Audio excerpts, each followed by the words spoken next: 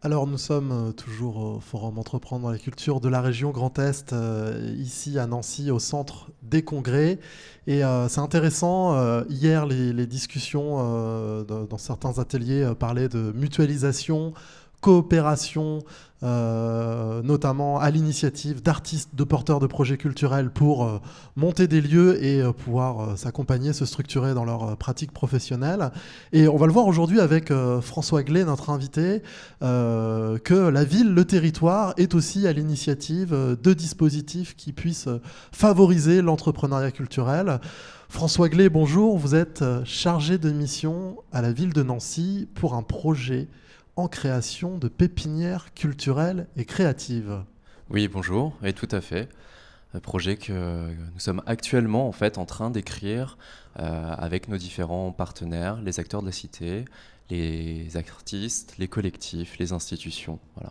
Alors, de quel constat êtes-vous parti? Pourquoi un souhait de développer ce type de dispositif d'accompagnement, qui est quand même un outil aujourd'hui quasi incontournable pour favoriser l'entrepreneuriat culturel et créatif sur un territoire? Alors la ville de Nancy propose déjà des dispositifs de soutien à la création dans différentes disciplines, les arts visuels, le spectacle vivant. L'objectif de ce lieu, c'est de créer en fait un outil complémentaire tourné vers la possibilité d'expérimenter en fait des formes. Et donc voilà, on a un espace disponible dans un quartier qui est en cours de réhabilitation. Et pour parachever en fait cette phase de politique de la ville, on a la possibilité de se saisir de bâtiments pour créer un outil complémentaire ouvert en fait aux acteurs de la cité pour leur offrir un soutien qui jusqu'à présent n'existe pas dans ce format-là. Alors, vous l'avez évoqué, la construction, l'écriture de ce projet a été fait en concertation avec un certain nombre d'acteurs de la cité.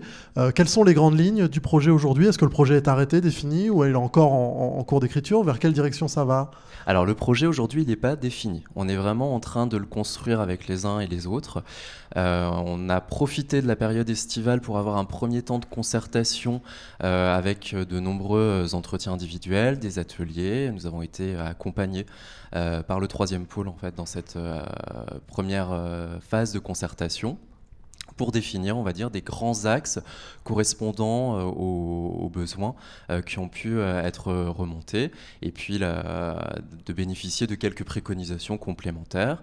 Et donc aujourd'hui, on est revenu vers les uns et les autres avec cette première présentation proposant trois grands axes structurant le projet, c'est-à-dire un laboratoire créatif, un lieu d'accompagnement à la professionnalisation et un lieu disposant d'un espace de convivialité.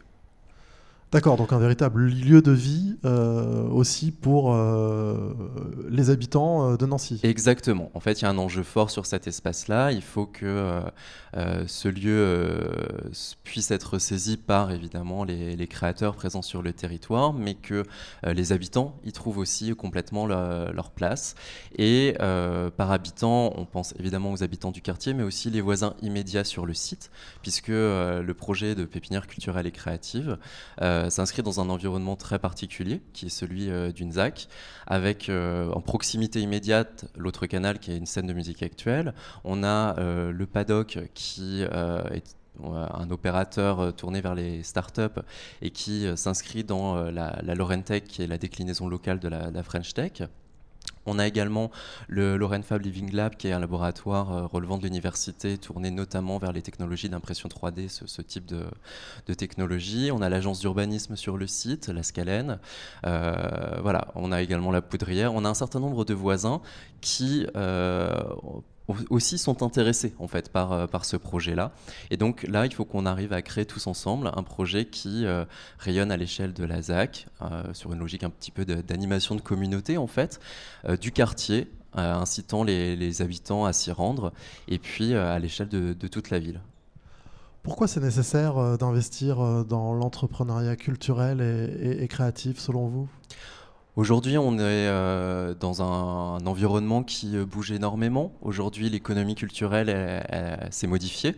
Et nous, en tant que collectivité territoriale, on réinterroge aussi nos manières d'accompagner. Donc, on maintient voilà, les dispositifs plus traditionnels qui existent. Mais là, c'est une opportunité incroyable de créer quelque chose de nouveau, d'accompagner de manière différente, en nourrissant davantage des logiques d'économie de la réciprocité, de compagnonnage en fait, entre les futurs résidents de cet espace-là, et puis de créer en fait des circulations et des rencontres entre des personnes avec des compétences différentes au sein même du lieu et puis avec les structures environnantes. Alors, quelques chiffres sur le projet pour voir l'ambition. On est sur un bâtiment de 5000 m² avec une ouverture échelonnée entre 2019 et 2020, c'est bien ça? Oui, exactement. Donc on est sur un bâtiment un tout petit peu moins de 5000 m² qui prend en compte en fait une grande halle, une petite halle, 2 bureaux d'octroi, une halle ouverte, avec l'objectif en fait d'ouvrir les premiers espaces fin 2019 et d'achever l'ouverture du site début 2020 dans l'idée d'avoir un lieu qui va se construire aussi progressivement.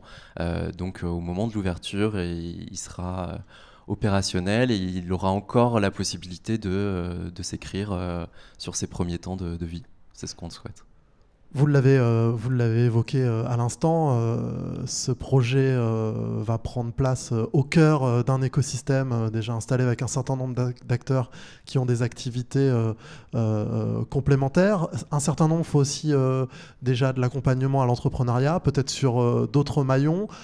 Comment tout ça peut cohabiter? Est-ce qu'aujourd'hui, on n'est pas dans une tendance où effectivement il y a de plus en plus de projets et de dispositifs d'accompagnement à l'entrepreneur, mais est-ce qu'il y a suffisamment de propositions sur le territoire pour venir faire vivre ces locaux? Et du coup, ça pose, deuxième question, la question du modèle économique.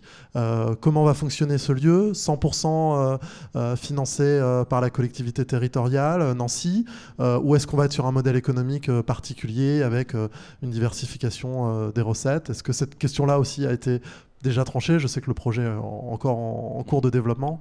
Alors déjà pour vous répondre sur la question des différents lieux qui peuvent exister sur de l'accompagnement, on rencontre tout le monde aujourd'hui, tous ces lieux sont invités aux différents temps de concertation qu'on met en place. L'idée c'est de travailler à la complémentarité entre tous ces espaces puisque nous nous rendons compte au fil de nos rencontres que chacun a un rôle à jouer, pas dans le même temps du projet, pas sur le même type de projet. Et donc là, il y a des liens qui sont à inventer, qui sont à créer, pour justement que les étapes antérieures puis postérieures par rapport à tel ou tel projet trouvent leur place en fait dans la pépinière avec des possibles, par exemple, coopérations. On peut imaginer un projet abrité pendant un temps à la faveur d'un temps de résidence à la pépinière puisse bénéficier des compétences voilà, des incubateurs de proximité en complément. Concernant le modèle économique, on est véritablement sur un chantier qu'on souhaite ouvrir. L'idée, en tout cas, c'est de partir sur un lieu qui génère sa propre économie pour partie. Il ne s'agit évidemment pas d'avoir un lieu rentable, c'est absolument pas l'objectif, mais d'introduire en fait des logiques d'économie qui peuvent se nourrir. Donc par exemple, l'espace convivialité pourra générer des recettes, générera en plus des flux qui permettront de donner une certaine visibilité, par exemple, à certaines productions d'artistes locaux. Et puis, enfin, voilà, tout est à inventer. Et donc aujourd'hui, les partenaires sont autour de table pour voir quelles modalités on peut imaginer, et y compris sur les temps de concertation. Ça fait partie des chantiers qu'on souhaite mener sur les prochains mois pour écrire ensemble et pas arriver avec un modèle figé à l'image en fait d'institutions publiques classiques. Ce qui est très clair sur ce projet-là, c'est qu'on ne souhaite pas créer un établissement municipal de diffusion complémentaire. Nancy a la chance d'avoir déjà un tissu assez riche en termes institutionnels. Là, on crée un objet nouveau, plus hybride, qui sera différent de ce qu'on connaît habituellement. Merci François Glé. Donc je rappelle que vous êtes chargé de mission pour le projet de pépinière culturelle et créative ici à Nancy, dont on espère voir les réalisations très bientôt. Je rappelle d'ailleurs qu'effectivement, on s'en rend compte ici au Forum Entreprendre dans la culture, de nombreux entrepreneurs, de nombreux projets ici à Nancy et dans la région Grand Est. À titre d'exemple, hier soir, il y avait une soirée pitch à Artem, l'école d'architecture, et le théâtre de la Manufacture, Centre dramatique national, qui est entièrement financé par des tutelles publiques, a proposé un projet d'accompagnement pour les entrepreneurs culturels, et notamment vis-à-vis pour collaborer avec des entreprises privées. Donc on voit qu'on a aujourd'hui un vivier extrêmement dynamique, de nouvelles propositions, malgré les statuts initiaux qui pouvaient faire penser que le secteur ne serait pas en mouvement, et les initiatives politiques locales dans laquelle vous venez de nous témoigner peuvent être effectivement un véritable tremplin pour dynamiser la région.